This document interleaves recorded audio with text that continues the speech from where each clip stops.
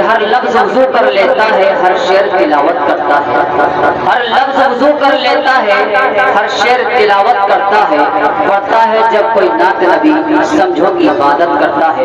اب آئیے انتظار کی گھڑی ختم، آپ کے سامنے جیسا کہ اعلان کیا گیا، آپ کے قریب قصبہ لہر پور کی ایک جانی پہچانی ہستی جس کو آپ حضرات شاید کی بیان پہلی مرتبہ سنیں، لیکن آپ سنتے جائیں گے اور آپ کا دل بدلتا جائے گا۔ اتنا سنجیدگی کے ساتھ مقرر کوئی بیان کرتے ہوئے شاید کہ آپ پہلی مرتبہ دیکھیں۔ میری مراد، میرا اشارہ کلام عالم عزیز وقار خطیب اللہ جواب حضرت اقدس مولانا مفتی مونس صاحب قاسمی، استاد مدرسہ مدینۃ العلوم لہر پور اندرا نگر، میں شعر کے ساتھ دعوت دینا چاہتا ہوں کہ درد ملت ہے تو آواز اٹھانی ہوگی، درد ملت ہے تو آواز اٹھانی ہوگی، صورتحال زمانے کو بتانی ہوگی، اور آپ اگر اٹھ جائیں بے پردگی کے خلاف یاد کے ایمان کی زندہ نشانی ہوگی۔ الحمدللہ کفا وسلام علی عبادہ الذین اصطفی، اما بعد، اعوذ باللہ من الشیطان الرجیم، بسم اللہ الرحمن الرحیم۔ یا ایھا الذین آمنوا کتب علیکم الصیام کما کتب علی الذین من قبلکم لعلکم تتقون۔ وقال النبی صلی اللہ علیہ وسلم کم من صائم لیس من صومه الا الجوع والعطش، او کما قال علیہ الصلاۃ والسلام۔ اسٹیج پہ تشریف فرما علماء کرام، حفاظ اعظام اور جلسے میں شریک ہونے والے میرے دینی بھائیوں اور پس پردہ بیٹھی ہوئی میری ماؤں بہنوں،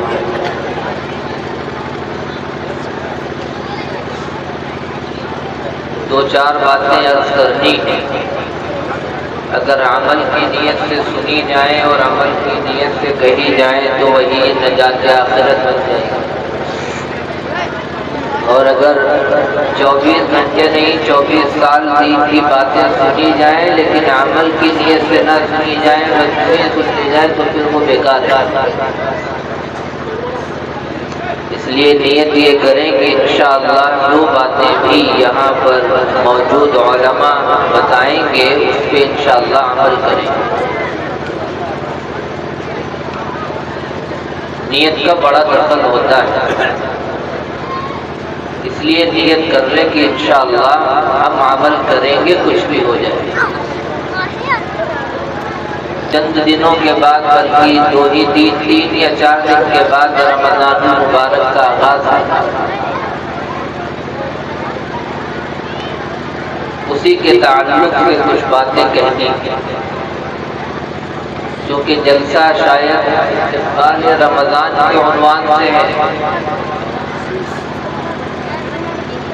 اس لیے استقبال کے اوپر ہی گفتگو کرنی ہے۔ ایک تو ہے رمضان اور ایک ہے اس کا استقبال، یہ دونوں الگ الگ چیزیں ہیں۔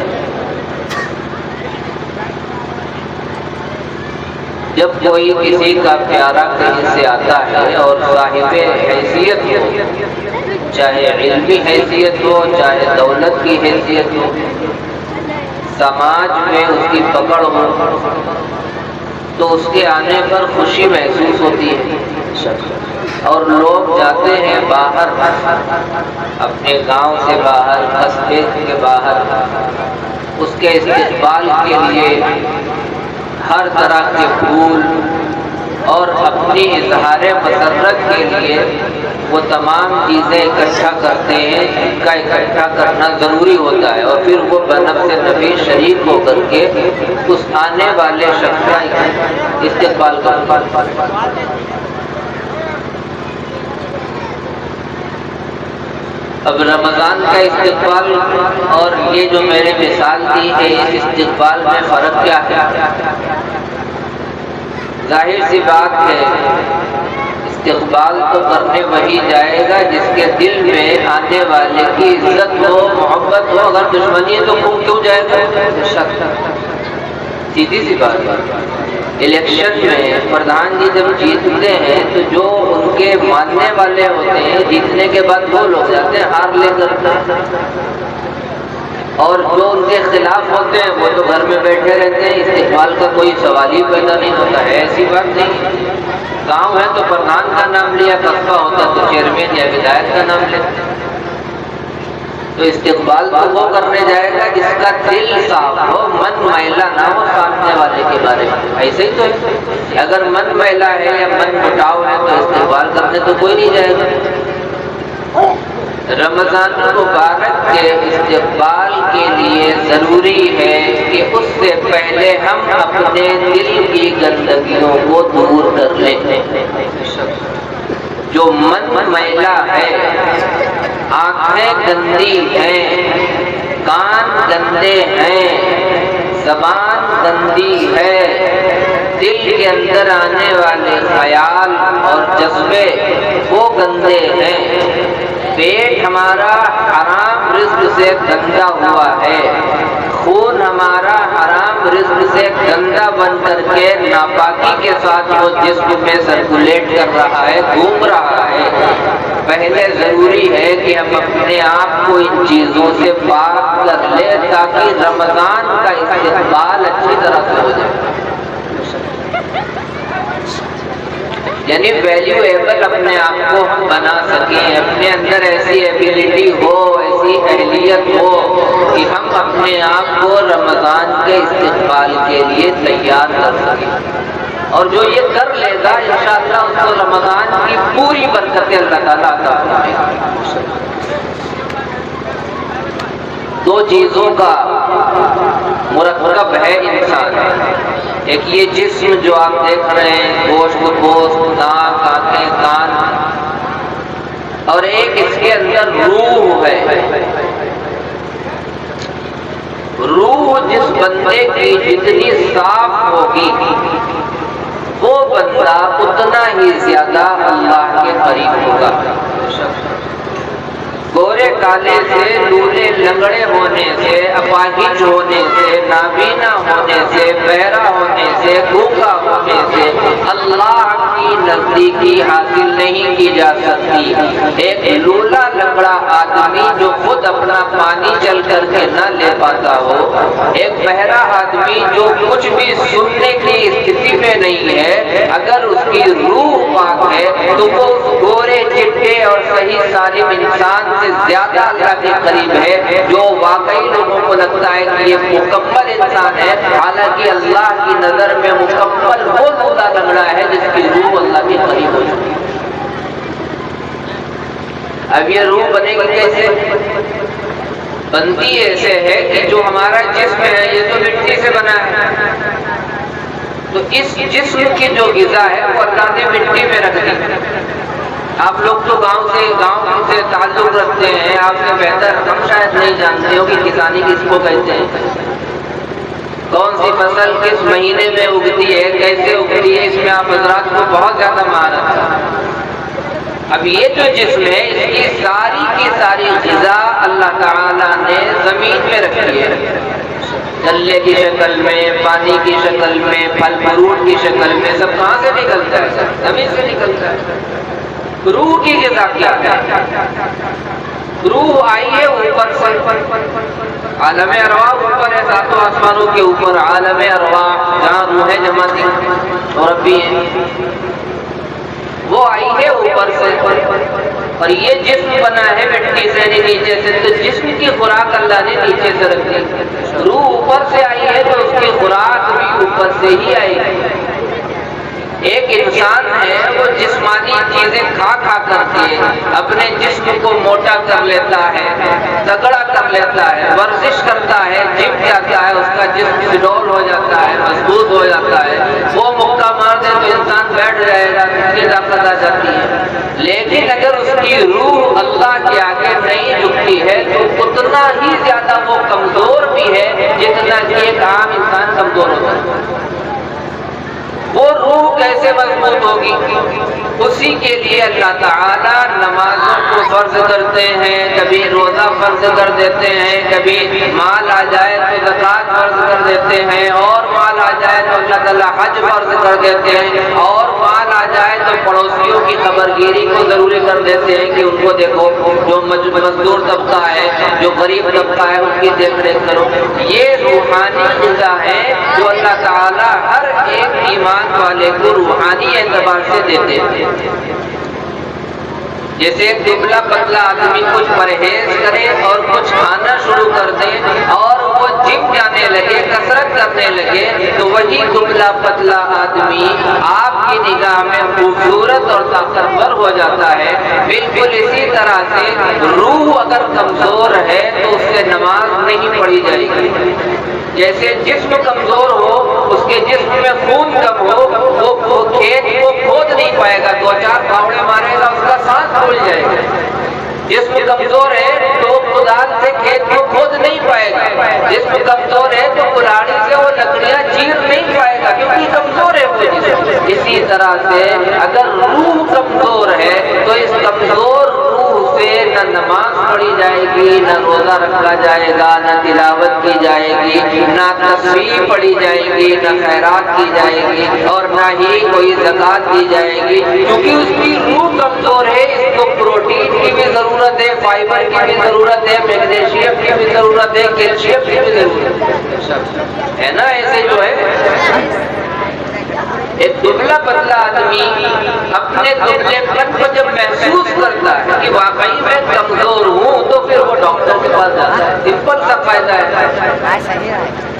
جب ایک آدمی کو محسوس ہوا کہ میرے جسم میں درد ہو رہا ہے یا میرے اندر کمزوری محسوس ہوتی ہے، پہلے میں 2 کلومیٹر چل جاتا تھا لیکن تکلیف نہیں ہوتی تھی، اب آدھا کلومیٹر میں ہی میرا سانس پھول جاتا ہے، تو پھر یہ اپنے آپ کو جب دیکھتا ہے، اپنے اوپر نظر کرتا ہے کہ میرے اندر کمزوری آ رہی ہے، تو ہو سکتا ہے پہلے وہ ادھر ادھر کی چیزیں کھائے، لیکن ایک موقع اور ایک ٹائم آتا ہے کہ وہ ڈاکٹر سے رجوع کرتا ہے اور اپنی بیماری بتاتا ہے، اور اس کے بعد جو علاج دیا جاتا ہے، اس کو پرہیز بتایا جاتا ہے، وہ اس کو فالو کرتا ہے، اس کو استعمال کرتا ہے، ان چیزوں کو کھانا شروع کرتا ہے، جن چیزوں سے ڈاکٹر روکتے ہیں ان سے رک جاتا ہے، تو یہی کمزور آدمی کچھ دنوں کے بعد طاقتور ہو جاتا ہے۔ بالکل اسی طرح سے جب روح کمزور ہو گئی، لیکن علاج کی طرف آدمی اس وقت آئے گا جب اس کو یہ محسوس ہو جائے کہ میری روح کمزور ہے، میری روحانیت کمزور ہے۔ جب یہ خود کو محسوس کرے گا کہ میرا نماز میں من کیوں نہیں لگتا، جب یہ نوٹ کرے گا اس چیز کو، میں روزہ آخر کیوں نہیں رکھ پاتا ہوں یا کیوں نہیں رکھتا ہوں، جب اس چیز کو وہ نوٹ کرے گا، جیسے اس نے جسم کے بارے میں کمزوری کو نوٹ کیا تھا کہ مجھے کمزوری لگ رہی ہے تو ڈاکٹر کے پاس گیا تھا، اگر یہ اپنے بارے میں نوٹ کرے کہ میں روزہ کیوں نہیں رکھ پاتا ہوں یا کیوں نہیں رکھتا ہوں، میں اللہ کا کلام کیوں نہیں پڑھتا ہوں، 2 قدم پر مسجد ہے، اذان ہوتی ہے، میں نماز پڑھنے کے لیے کیوں نہیں جاتا ہوں، میں اتنا بڑا ہو گیا ہوں، 30 سال کا ہو گیا ہوں، ابھی تک اللہ کے بھیجے ہوئے پاک کلام کو میں نے پڑھا نہیں ہے، تو کیوں نہیں پڑھا ہے؟ جب یہ احساس اس کے اندر پیدا ہوگا اور اس کو یہ محسوس ہوگا کہ میری روح کمزور ہے، تو پھر یہ کسی جاننے والے اللہ والے کے پاس یا ان لوگوں کے پاس پہنچے گا جو اللہ سے جڑے ہوئے ہیں، تاکہ ان سے یہ معلوم کر سکے کہ میری روح جو کمزور ہوئی ہے اس کو ہم کیسے طاقت پہنچا سکیں۔ تو جس طرح سے جم کرنے سے جسم میں طاقت آ جاتی ہے، ایسے ہی روحانیت مضبوط کرنے کے لیے، روح کو مضبوط کرنے کے لیے کبھی روزہ بھی رکھنا پڑتا ہے، کبھی نماز بھی پڑھنی پڑتی ہے، کبھی ذکر بھی کرنا پڑتا ہے، کبھی جھوٹ بولنے کو چھوڑنا پڑتا ہے، سچ بولنا پڑتا ہے، کبھی نگاہوں کو جھکانا پڑتا ہے، چاہے جتنی حسین لڑکی سامنے آ جائے، ارمانوں کا خون ہو جائے اور خواہشوں کا قتل ہو جائے اور وہ ان کا دم اٹھ جائے، لیکن وہ اپنے اپنی نگاہ کو جھکا کے رکھے گا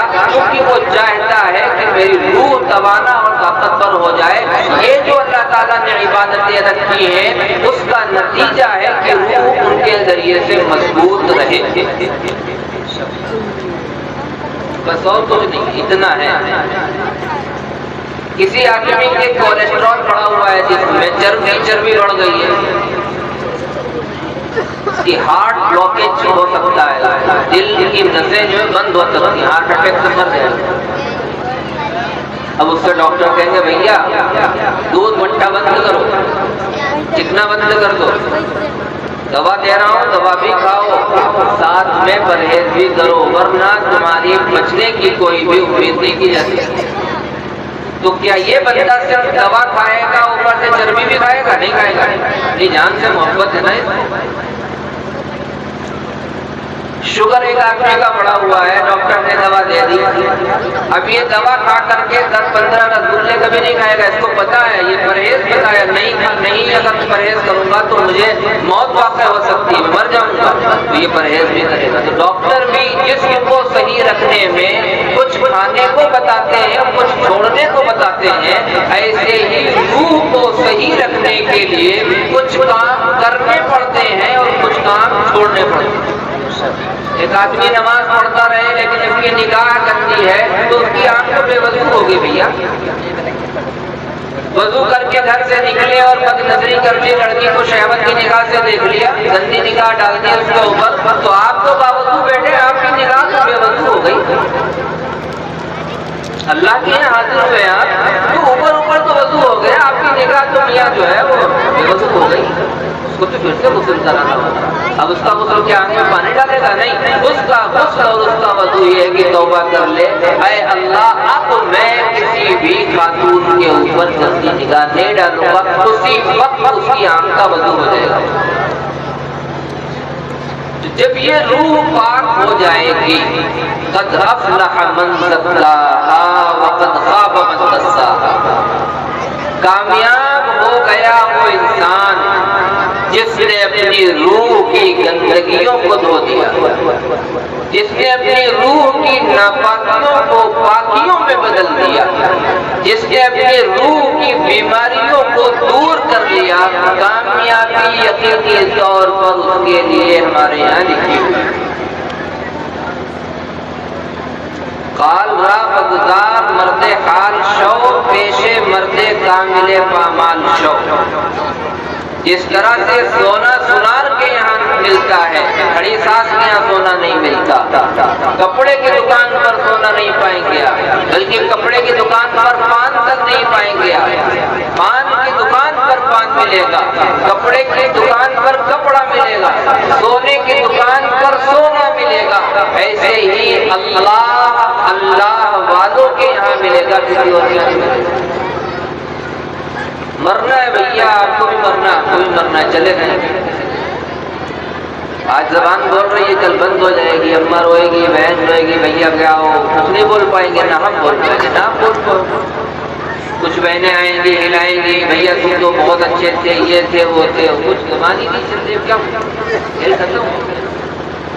اب تو کھیل ختم ہو گیا، ساری لندرانیاں ختم، بند جا کر کے بھی نہیں، بلکہ مرنے سے آدھا گھنٹہ پہلے ہی زبان بات چھوڑ دیتی، اشاروں میں بات کرتا ہے، اشاروں میں۔ آپ کو بھی مرنا، کبھی مرنا۔ تو دنیا میں ہم نے عہدہ حاصل کر لیا، ہم ڈاکٹر صاحب ہیں، ہم مفتی صاحب ہیں، ہم مولانا صاحب ہیں، اور ہم ایس ڈی ایم ہیں، ہم فلاں ہیں، ہم انجینئر ہیں، ہم سائنٹسٹ ہیں، فلاں ہیں فلاں ہیں۔ تو یہ جب مر جائیں گے تو یہ تو ختم ہو جائے گا نا، یہ عہدہ، یہ لقب، یہ رتبہ، یہ درجہ سب یہ رہ گیا۔ روح آگے جائے گی، اس کا کیا عہدہ ہے اللہ کے یہاں، اس سے سوچنا ہے۔ دنیا میں ہم کو مفتی کہہ رہے ہیں، روح ہماری ہے مفتی کی نہیں ہے، اللہ کے یہاں یہ جائے گی آگے، اس کا یہ مقام وہاں ہوگا کہ نہیں؟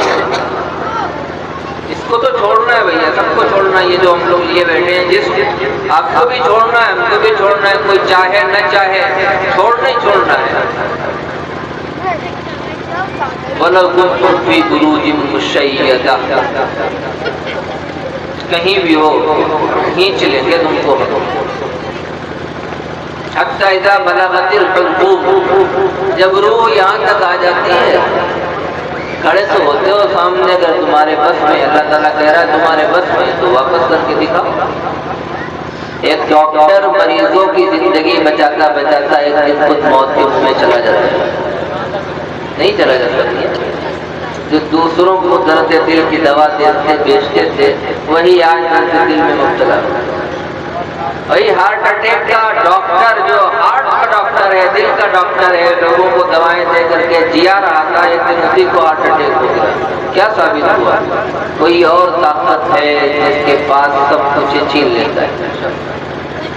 تو ہمیں اور آپ کو اگر اپنے آپ کو بنانا اور سنوارنا ہے، اللہ کے سامنے کھڑے ہونے کے قابل بنانا ہے، تو ہمیں کم سے کم 5 چیزوں کے اوپر کڑی محنت کرنی ہے۔ پہلی چیز آنکھوں کی حفاظت، چاہے فیس بک ہو، چاہے یوٹیوب ہو، چاہے اسٹیٹس ہو، چاہے کسی کا فوٹو ہو، اگر اس کو ہم دیکھ رہے ہیں یا کسی خاتون کو غلط نگاہ سے دیکھ رہے ہیں، تو اس دل میں سب کچھ تو آ سکتا ہے، اللہ کی محبت کبھی نہیں آئے گی۔ یہ لکھ کر کے رکھنے کی بالکل طے بات ہے۔ اور اس بدنگاہی کی وجہ سے، اس نین مٹکے کی وجہ سے کتنے گھر برباد ہو گئے، کتنے گھروں کی عزتیں لٹ گئیں، وہ جگ ظاہر ہے، کسی کو بتانے کی ضرورت نہیں۔ کتنے لڑکوں کی جوانیاں برباد ہو گئی، حکیموں کے چکر لگا رہے ہیں، یہ صرف بدنگاہی کی وجہ سے، بد نظری کی وجہ سے، اس آنکھ کے گناہ کی وجہ سے، اور یہ جسم کے اندر جو بیماریاں لگی ہیں، اچھے حکیم ٹھیک نہیں کر پاتے۔ یہ آواز کھلی ہوئی ہے، ورنہ میں کھول کے آپ کو بتاتا، آپ کے سامنے وہ درد رکھتا کہ امت کے نوجوان کدھر جا رہے ہیں۔ ساؤنڈ بہت تیز ہے خواتین بھی، ورنہ میں آپ کو اس گناہ کی برے نتیجے آپ کو سناتا تو کان کھڑے ہو جاتے۔ بیٹھ جا ساتھی، بیٹھ جا، سب لوگ جو کھڑے ہوئے بیٹھ جا۔ اللہ تعالیٰ کہہ رہا ہے کہ تم جانتے نہیں، ہم تو تمہارے دل کے اندر جو 10 سال کے بعد ایک جذبہ پیدا ہوگا، اس کو بھی میں جانتا ہوں۔ یعلم خائنۃ الاعین، اللہ آنکھ کی خیانت کو جانتا ہے کہ اس نے خیانت کی، اور یہ مرض اتنا خطرناک اور اتنا سنجیدہ ہے کہ بوڑھاپے تک یہ مرض نہیں جاتا ہے۔ اس دل میں لذت نہیں آئے گی، لکھ کر کے رکھنا، آ ہی نہیں سکتا، نماز میں مزہ آ ہی نہیں سکتا، ذکر میں مزہ آ ہی نہیں سکتا، اگر نگاہ پاک نہیں ہے۔ اور ایک چیز اور نوٹ کر لیجئے، صرف 40 دن اگر کوئی بندہ اپنی نگاہوں پر کنٹرول کر لے کہ جان جائے لیکن نظر نہیں اٹھاؤں گا گندی، اس کو اپنے 40 دن کے بعد اپنے اندر ایک عجیب طاقت محسوس ہوگی جس کو وہ خود بھی بیان نہیں کر پائے گا۔ اس کو فجر کی نماز جماعت کے ساتھ میسر ہوگی، اس کو اللہ کے آگے رونے کے لیے وقت دیا جائے گا اور وہ روئے گا، جس کا دل چاہے تجربہ کر کے جائے۔ فیس بک اور یوٹیوب اور یہ جو دنیا بھر کے کتابیں ہیں، ان سے بھی نگاہ کو محفوظ کریں۔ جس طرح سے ایک اور لڑکی کو دیکھنا حرام ہے، ایسے ہی شبینہ ادیب کو دیکھنا بھی حرام ہے۔ وہ مشاعرہ پڑھتی ہے تو کیا اس سے وہ ہمارا دین بدل جائے گا؟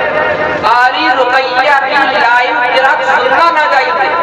قرآن پاک کی تلاوت اگر قاریہ رقیہ جو ہے پڑھ رہی ہے قرآن کریم یوٹیوب کے اوپر، تو ان کو دیکھتے ہوئے قرآن سننا ناجائز ہے۔ کا تعلق دیوبند کا فتویٰ ہے تو غیر محرم ہی، شریعت نے تو اجازت بنا دیتی، تو شیطان نے سب کو دماغے قاری رقیہ ہیں تلاوت سن رہے ہیں، یہ نہیں پتا ہے کہ دودھ میں پیشاب ملا کر کے پی رہا ہے بندہ۔ ایک چیز اس پہ، دوسری چیز کانوں کی حفاظت، اس سے غلط بات نہیں سننی، کوئی غیبت کر رہا ہے اٹھ کے چل دو، گانے نہیں سننے، گالی دے رہا ہے اٹھ کے چل دو وہاں سے، فحش باتیں کر رہا ہے، گندی باتیں کر رہا ہے، اٹھ کے چل دو وہاں سے۔ اللہ تعالیٰ کی یہ امانت ہے، قیامت کے دن یہ جواب دیں گے۔ جب اس راستے سے نیک باتیں جائیں گی، اللہ اور اس کے رسول کی نور بھری ہوئی باتیں جائیں گی، تو اس کا راستہ دل میں آتا ہے، اس کا راستہ دل میں آتا ہے، نالی ہے۔ اس راستے سے جب اچھی چیزیں جائیں گی تو جو کچرا بھرا ہوا ہے وہ دھیرے دھیرے سے نکلنا شروع ہو جائے گا، اور کافی پریکٹس کرنے کے بعد ایک نور اس کے دل کے اندر پیدا ہو جائے گا، جس نور کی روشنی میں اس کو حق بات سننا پسند ہوگا، اور حق بات کو پھیلانے والے لوگوں کی باتیں سننا بھی پسند ہوگا۔ تیسری چیز زبان کو کنٹرول کرنا، اس سے جھوٹ نہ نکلے۔ آپ چلے جائیے مارکیٹ میں، جب مسلمانوں کی باری ہوتی ہے کہ سچ بول کر کے یہ اسلام کو ثابت کرے، اسی موقع پر مسلمان جھوٹ بول دیتے ہیں۔ یہ قوم جھوٹ بولنے کے لیے پیدا ہوئی تھی کیا؟ یہ مسلمان رسول اللہ نے جو پتھر کھائے ہیں، جنہوں نے اپنے خون کو بہایا ہے، جنہوں نے ہمارے لیے رو رو کر کے دعائیں مانگی، یہ دن کے لیے مانگی ہے، محبت کا صلہ دیا ہم نے کہ مارکیٹ کے اندر ہو، گھر میں ہو، بیوی ہو، باپ ہو، جھوٹ بولیں گے؟ یہ صلہ دیا اپنے پیغمبر کو ہم نے، محبت کا بدلہ یوں دیا ہم نے، ان کے آنسوؤں کا صلہ ہم نے جھوٹ بول کر کے دیا، جھوٹ سے اپنی زبان۔ حضور نے فرمایا مسلمان جھوٹ نہیں بول سکتا، مومن جھوٹ نہیں بول سکتا۔ یہاں دو ٹکے کے شہرت کے لیے، یا 2 ٹکے کی کرسی کے لیے، یا 2 ٹکے کے نفع کے لیے جھوٹ پہ جھوٹ، جھوٹ پہ جھوٹ، جھوٹ پہ جھوٹ، جھوٹ پہ جھوٹ بولتے چلے جاتے ہیں۔ جب اس پہ جھوٹ کی ناپاکی چڑھ گئی زبان پر، جب اللہ کا نام لیں گے تو مزہ نہ آئے۔ تیسری چیز حضور نے فرمایا من اضمن لی ما بین لحییہ وما بین فخذیہ اضمن لہ الجنہ، جو مجھ کو وارنٹی دے دے، رسول اللہ صلی اللہ علیہ وسلم فرماتے ہیں کہ وہ اپنے دونوں جبڑوں کے بیچ میں یعنی زبان کی حفاظت کرے گا اور اپنی شرمگاہ کی حفاظت کرے گا، میں ضمانت دیتا ہوں کہ اس کو جنت میں داخل کروں گا۔ یہ 4 چیزیں ہوتی۔ 5ویں چیز حرام لقمہ نہ خود کھانا ہے، اور اگر کوئی کھلا رہا ہے تو اس کا کھلانے والے کا لقمہ بھی ہمیں قبول نہیں ہے۔ جن کے پیٹ میں حلال رزق موجود ہے وہ کان کھول کر کے سن لیں، ان کی اولادیں فرما بردار ہوں گی۔ تجربہ ہے جس کا جی چاہے کر کے دیکھیں، جو اپنی اولادوں کو حلال کھلا رہے ہیں، پیور حلال، 1 پیسہ بھی اس میں 1 رتی بھی حرام کا نہیں ہے، ان کی اولادیں اپنے ماں باپ کی فرما بردار ہوتی ہیں اور قوم اور سماج کے لیے کام کرتی ہیں۔ یہ حلال رزق کی خاصیت اور فائدہ ہے۔ برکت ہی برکت، برکت ہی برکت۔ برکت جانتے کس کو کہتے ہیں؟ برکت کا مطلب جو چیز جتنی ٹائمنگ والی ہو اس سے زیادہ ہو جائے۔ ایک راڈ لگایا ہے گھر میں لا کر کے، پرسوں فیوز ہو گیا، بے برکتی ہے، راڈ کے اندر بے برکتی ہے، بلب کے اندر بے برکتی ہے، اس کو چلنا گارنٹی 1 سال کی تھی، فیوز تو گلی ہو گیا، بے برکتی ہو گئی اس کے گھر میں۔ موٹر سائیکل لے کر کے آیا تھا نہیں، اور دوسرے دن ہی انجن میں خرابی آ گئی، اس کی موٹر سائیکل میں بے برکتی اللہ نے ڈال دی، اس کی اولاد میں بے برکتی ڈال دی ہے کہ اللہ سے وہ کٹی ہوئی، رسول اللہ سے کٹی ہوئی، اور وہ گانے والوں کی چکر میں مگن ہے۔ چارپائی بنوائی گئی اور پرسوں ہی ٹوٹ گئی، بے برکتی۔ حضرت مولانا الیاس رحمۃ اللہ علیہ فرماتے ہیں کہ ایک بزرگ حضرت کے آئے ہوئے تھے، چارپائی پڑی ہوئی تھی، تو حضرت مولانا الیاس رحمۃ اللہ علیہ نے اس بزرگ سے کہا کہ جانتے ہو چارپائی کب کی ہے، کب کی بنی ہوئی ہے؟ تو کہا نہیں جانتے۔ کہا یہ میرے پردادا کے زمانے کی بنی ہوئی ہے اور ابھی تک ٹوٹی نہیں ہے، یہ برکت ہے اللہ تعالیٰ نے ڈالی ہوئی ہے۔ زندگیوں میں بے برکتی ہوتی ہے، تو حلال کھلانا ہے اور حلال کھانا ہے۔ کچھ بھی ہو جائے، اللہ نے پیدا کیا آپ کو بھوکا نہیں مارے گا، یاد رکھیے، اس کا مان کے چلیں گے وہ کبھی بھی نراش نہیں کرے گا، وہ کبھی بھی مایوس نہیں کرے گا، پیٹ بھرے گا۔ وہ کروڑوں مخلوق کو روزانہ جو ہے جس کو دے رہا ہے وہ 2 روٹی اور 2 بوٹی میں اس کی کیا حکومت اور سلطنت چلی جائے گی۔ جب یہ 5 کام ہم کر لیں گے تو سمجھیے ابھی 3 دن باقی ہیں، اور اگر نیت کر لیں تو اللہ کا میٹر نیکی کا ابھی سے شروع ہو جائے گی کرنے ہیں۔ نمبر 1 آنکھ کی حفاظت، نمبر 2 کانوں کی حفاظت، نہ گانا سنیں گے، نہ فلمیں سنیں گے، نہ ناچ سنیں گے، نہ برائی سنیں گے، نہ غیبت سنیں گے، نہ لڑائی کی باتیں سنیں گے، نہ گندی باتیں سنیں گے، نہ لڑکیوں سے فون پہ باتیں کریں گے، یہ سب کچھ چھوڑیں گے۔ نمبر 3 زبان کی حفاظت کریں گے، نہ تو جھوٹ بولیں گے، نہ گالی بکیں گے، نہ لڑائی لگانے والی باتیں کریں گے۔ نمبر 4 شرمگاہ کی حفاظت کریں گے، یعنی گناہ نہ کریں گے، چاہے وہ خاص گناہ ہو چاہے عام گناہ ہو۔ اور نمبر 5 پر پیٹ کی حفاظت کرنی ہے۔ اگر یہ ہم کر لے گئے تو سمجھیے آپ کی روح نے جم کرنا شروع کر دیا ہے، اس کے اندر طاقت آنے لگی ہے۔ جس کا جی چاہے 1 مہینہ تجربہ کر کے دیکھ لے، پہلے 1 مہینے سے پہلے والی زندگی اور اس تجربے کے بعد 1 مہینے کے بعد والی زندگی دونوں کو سامنے رکھے، زمین آسمان کا فرق دکھائی دے گا۔ پھر ہم اور آپ رمضان جیسی عبادت کے لیے اپنے آپ کو تیار کر چکے ہوں گے۔ اب روزے کے اندر تکلیف نہیں، مزہ آئے گا۔ اللہ کے نبی صلی اللہ علیہ وسلم نے فرمایا کہ بہت سے روزدار ایسے ہیں جو صرف پانی پیاسے اور بھوکے رہتے ہیں، ان کو اجر نہیں ملتا، کیونکہ وہ آنکھوں کا تو روزہ رکھتا نہیں ہوتا، آنکھیں تو ویسے بہک رہی ہیں، روزے سے ٹائم نہیں کٹ رہا، میچ دیکھ رہے ہیں، یہ تو بہک رہی ہے، کان تو بہک رہے ہیں، روزے سے ہیں ارطغرل الغازی دیکھ رہے ہیں، کیا دیکھ رہے ہیں؟ ارطغرل الغازی، ارے اسلام کا بڑا تلوار چل رہا ہے، وہ کیسے کیسے مسلمان خود کیسے ہو چرپیے پڑے ہوئے ہو، ان کو ان کی ذرا ملار پہ درم سلطان کو درم دے رہے ابا سلطان اور بادشاہ تھے، تو بتا کیا ہے؟ تم نے کون سا تیر مار دیا ہے؟ چارپائی پڑے پڑے وہ کہیں کوئی سیریل دیکھ رہا ہے، کہیں گانے سن رہا ہے، کہیں کچھ سن رہا ہے، کہیں کچھ سن رہا ہے، تو روزہ تو پیٹ کا رکھ لیا، اب زبان اور آنکھ اور کان کا روزہ تو ہے نہیں۔ اسی لیے روزے کی حالت میں بیوی کو بھی شہوت کی نگاہ سے دیکھنا منع ہے۔ اس کا اجر اللہ تعالیٰ نے یہ رکھا ہے کہ اس کا بدلہ دنیا میں کوئی چیز ہے ہی نہیں، اس کا اجر تو میں ہوں، جتنا چاہوں گا دے دوں گا۔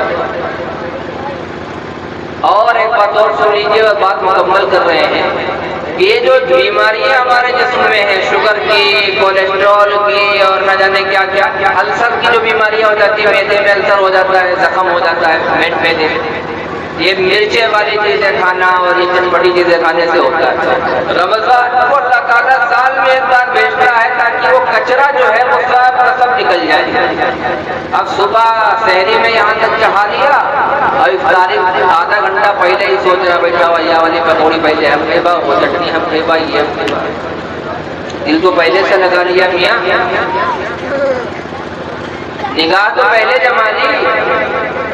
اب جو مقصد تھا پیٹ کی صفائی، اب وہ اس سے زیادہ چکنی چیزیں کھانا شروع کر دیتا ہے، تو جو روحانیت کو طاقت ملنی تھی وہ کمزور ہو جاتی ہے۔ جب زیادہ کھا لیا تو بوجھل ہو جائے گا، تراویح میں نہیں کھینی دبا کے نماز پڑھ رہا ہے، تو بڑے مسلمانوں بڑے حالات خراب ہیں، کیا بتا مسجد میں کھڑے کھینی دبائیں پڑھ رہے ہیں، ارے بھیا کس کو دھوکہ دے رہے ہو؟ اللہ کو دے رہے ہو۔ یہ داڑھی لگا کے ہم آپ کو دھوکہ دے سکتے ہیں، اس کرتے میں آپ کو ہم دھوکہ دے، آپ کو مفتی صاحب یہ کہتے جھوٹ بولیں گے، آپ کو دے دیا دھوکہ، اللہ کو تو نہیں دے پائیں گے نا اس کو لگا کے دھوکہ، وہ تو سب کچھ دے رہا ہے۔ انما تکونوا، تم جہاں بھی ہو اللہ موجود ہے۔ ما یکون من نجوى ثلاثة الا هو رابعهم ولا خمسة الا هو سادسهم، تم اگر 4 ہوتے ہو تو 5واں میں ہوتا ہوں۔ اللہ تعالیٰ نے کہاں جاؤ گے؟